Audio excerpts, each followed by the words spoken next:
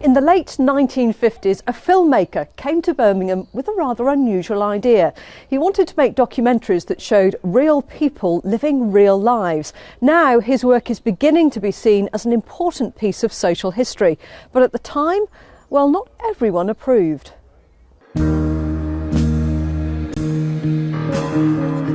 This building, Broadcasting House, is dedicated to sound, but we've moved in. He sounded and looked like your typical BBC man, but Philip Donnellan was different. I hardly know how to start. From the late 50s to the early 80s, he made documentaries about people seldom seen on television at the time. His films were groundbreaking and sometimes very controversial. Integration. If we are boiling murder for integration, isn't it necessary that you become a black brummie? He's got an arm like a leg, a lady's leg, and a punch that'll sink a battleship. Big ship. It needs all the army and the navy to put the wind up. Who? Sylvester. So who was Philip Donnellan? What did he do? And should more be done to remember him? Philip Donnellan was a special filmmaker, an original filmmaker.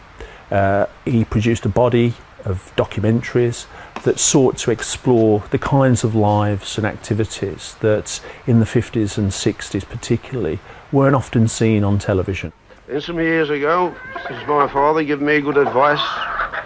He told me 4 things, and I always remember. He seeks to allow people to speak for themselves and for those worlds to unravel for us as if for the first time. That's never let your wife get boss of you.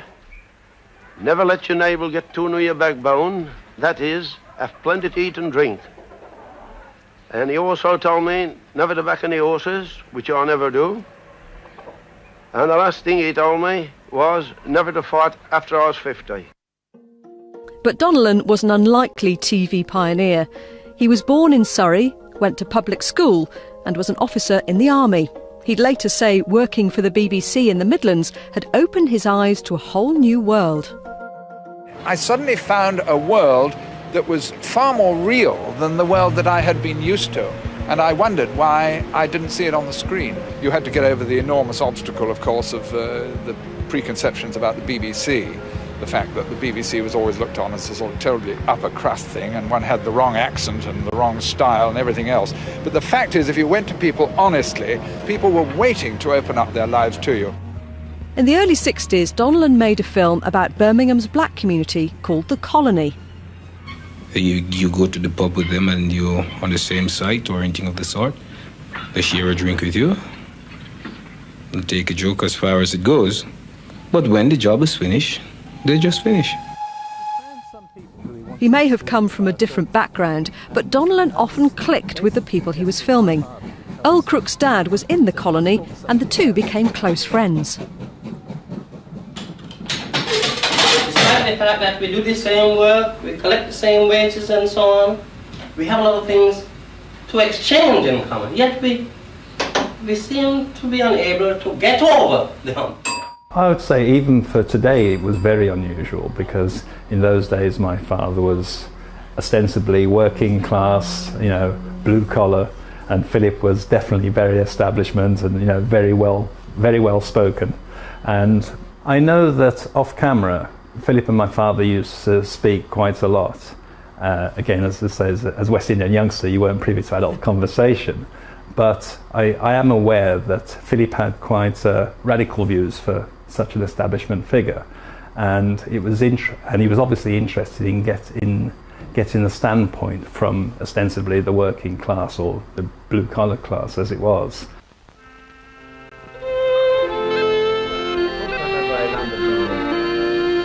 England was the saddest and the loneliest country ever an Irishman could ever put his foot in.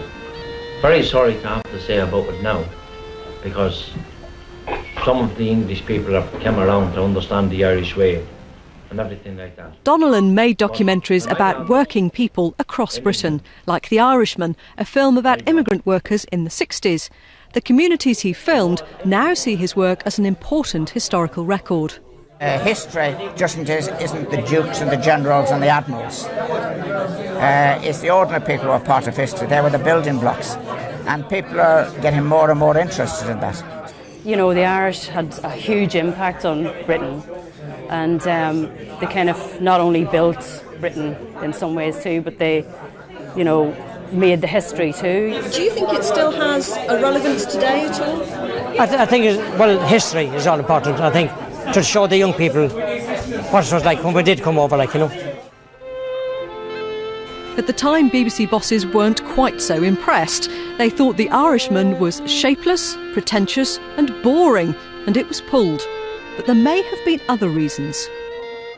Philip had a very abrasive relationship with almost all management, almost on principle, I think. He needed that kind of grit, if you like. And I think they needed him and he needed them. They've proved themselves the best people in the world. They went to the States, they've made good. They went to France, they've made good. But they won't make good in England.